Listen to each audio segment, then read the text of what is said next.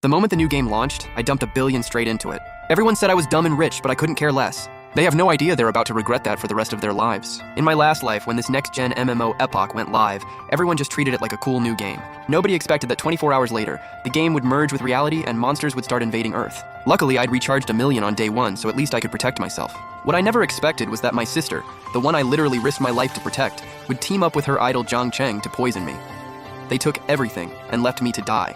When I opened my eyes again, I realized I'd gone back to the day before the game launched. Given a second chance at life, I'm making them pay back 1,000 times over. So I didn't hesitate. I sold every asset my parents left me. By the time the servers opened, 10 billion had hit my account.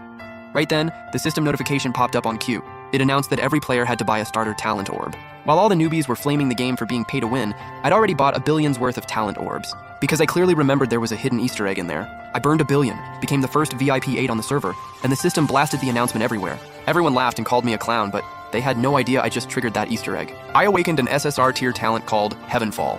It boosted all my skill ranges by 99 times, added 1000% damage, and cost 0 mana. With a talent like that, rolling over other players is just the baseline, and it's my biggest trump card for revenge. Didn't expect that as soon as I turned around, I'd bump into Jiang Cheng. He was busy buying up newbie EXP books.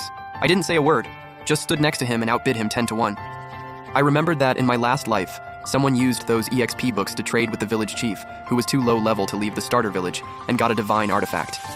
Turns out that someone was Jiang Cheng. Since we ran into each other this time, that artifact is mine. When Jiang Cheng saw me sniping his deals with a higher price, he completely lost it and yelled that I was targeting him on purpose. I told him straight, yeah, I am. His face went green, but he hid behind his celebrity status, bragging he didn't even need to spend money because his fans would throw gifts at him anyway. He mocked me for flashing a bit of cash in front of him. I couldn't be bothered arguing, so I whipped out a fat stack of bills and shouted, 10 grand per EXP book. His fans switched sides on the spot.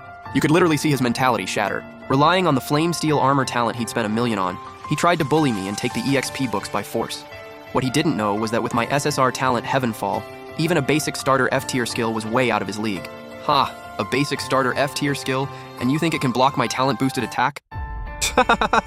Damn, how can a newbie skill hit this hard?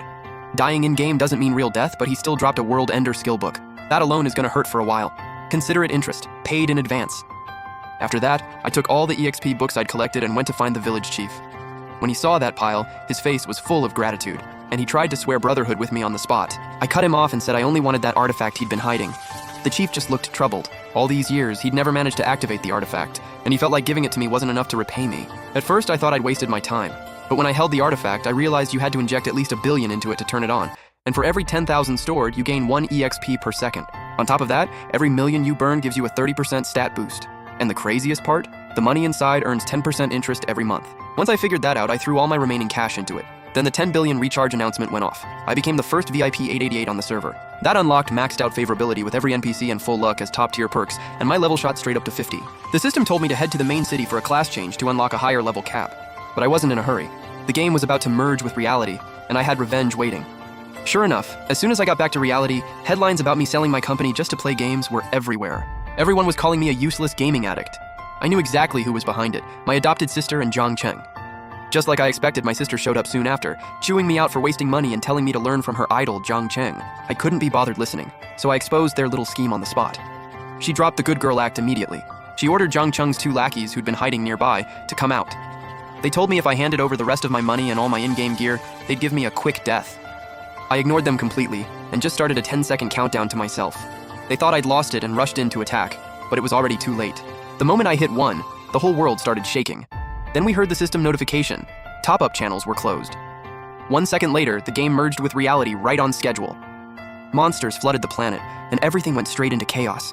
Some people refused to believe the game had actually become real. Some were kicking themselves for not recharging when they had the chance. The guys in front of me were feeling smug about being over level 10, even thinking about using me as target practice. I dodged their attacks with ease. When they finally saw my level, they were scared out of their minds. How are you that high level? My turn now. Run, run! My sister was still begging me to spare her, but there was no way that was happening. Just as I was about to make a move, Jiang Cheng suddenly showed up and cut in. He'd brought 2 level 80 NPCs he'd befriended in the game, and thought that was enough to make me hand over the artifact. I couldn't even pretend to care. I didn't bother talking either, just fired off World Ender, the skill I'd taken from him. Eat this. Know your place.